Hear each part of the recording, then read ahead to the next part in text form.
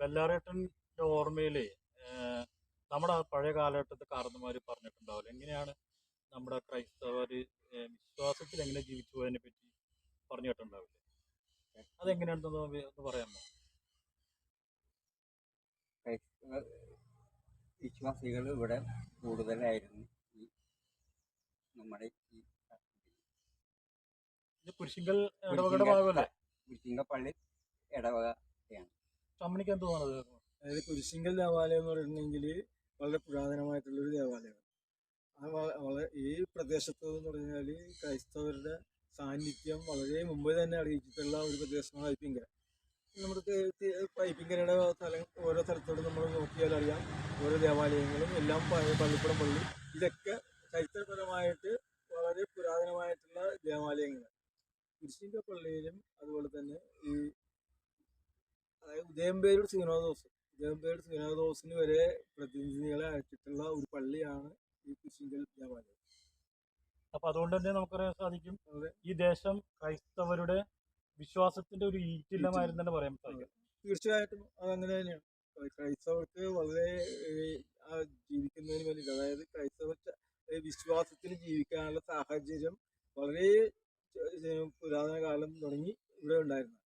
നമുക്ക് അതിൽ നിന്ന് മനസ്സിലാക്കാൻ സാധിക്കുന്ന കാര്യം, ഈ മദർ എലീശയിലേക്ക് മാതാപിതാക്കൾ കൊടുത്ത വിശ്വാസത്തിന്റെ കൈത്തിരി അതിശക്തമായിരുന്നു എന്ന് നമുക്ക് ഉറപ്പിക്കാൻ സാധിക്കില്ലേ? ശരിയാണ്, അങ്ങനെയാണ് മദർ എലീശമ്മ മുന്നോട്ട് ഈ ഇതിലേക്ക് കടന്നത്. ഈ മദർ എലീശമ്മനെ പറ്റി പറയുമ്പോൾ വിദ്യാഭ്യാസത്തിൽ അമ്മക്ക് ഭയങ്കര ഒരു താല്പര്യം ഉണ്ടായിരുന്നു, പഠിക്കണോ താല്പര്യമുള്ള ഒരു പഠിക്കാൻ നല്ല മിടുക്കിയായിരുന്നു. എലീശമ്മയുടെ വിദ്യാഭ്യാസം അന്നത്തെ ഇവരുടെ സാഹചര്യം, അതായത് ആ കാലഘട്ടങ്ങളിലെ ഒരു ജന്മകുടുംബമായതിൻ്റെ പേരിൽ അന്ന് പഠിപ്പിക്കാനായിട്ടുള്ള അധ്യാപകരെ ഗുരുക്കന്മാരെ വീട്ടിൽ വരുത്തിയാണ് ഈ വൈപ്പിശ്ശേരി ഈ തൊമ്മൻ താണ്ടാതിൻ്റെ മകളായ എലീശോയെ പഠിപ്പിച്ചിട്ടുള്ളത്. അപ്പം അങ്ങനെയുള്ളൊരു സാഹചര്യം അന്നത്തെ കാലത്ത് ഉണ്ടായിരുന്ന ഒരു വലിയൊരു കുടുംബമാണ് മദർ എലീശ. പിന്നെ ക്രൈസ്തവ ചൈതന്യം വളരെയധികം ഉള്ള ഒരു കുടുംബമായിരുന്നു. അതായത് മുന്തിരി കപ്പിത്താൻ എന്ന് പറഞ്ഞിട്ട് അത് ആ കാലഘട്ടങ്ങളിൽ ആ സൈന്യത്തിലുള്ളവർ മുന്തിരി കപ്പിത്താന്മാരെന്ന് പറഞ്ഞു. അപ്പം അതിൽ അംഗമായിരുന്നു ഈ വൈപ്പിശ്ശേരിയിലെ എലീശോമ്മയുടെ പിതാവ്.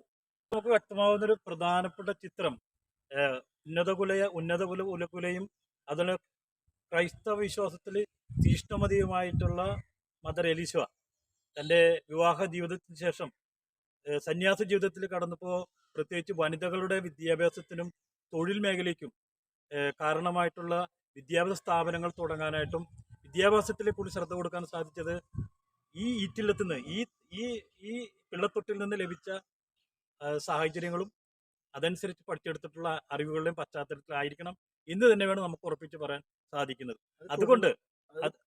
അതുകൊണ്ട് കേരള സഭയ്ക്കും ഈ ഭാരത സഭയ്ക്കും നൽകാൻ സാധിക്കുന്ന ഏറ്റവും വലിയ അനുഗ്രഹീത നിമിഷങ്ങളാണ്.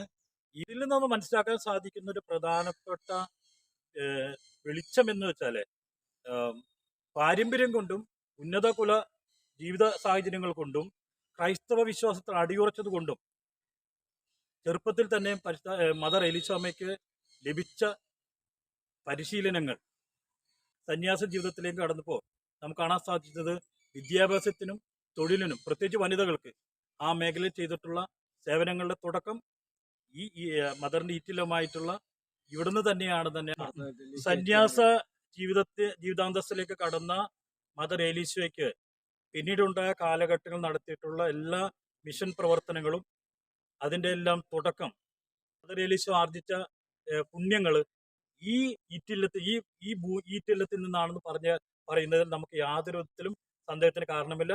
കാരണം ജീവിതത്തിന്റെ 16 വർഷവും മദർ എലീശയുടെ ജീവിതം ഉരുവപ്പെട്ടത് അല്ലെ കരുപ്പിടിപ്പിച്ചത് ഈ പുണ്യഭൂമിയിലാണെന്ന് നമുക്ക് നിസ്സംശയം പറയാം.